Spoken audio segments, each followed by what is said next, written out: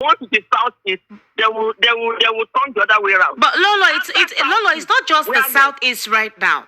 You have Ondo State, you have Benue State. There have been a recent research of these terrorists because the court has said that every mannerism of these supposed headers that constitutes killing, displacement, and all whatnot should be termed terrorists. So they are termed terrorists now. So don't even call them headers. Now, the thing is, they have been circulating several states. In Ondo State, 20 persons were killed in 5 different communities.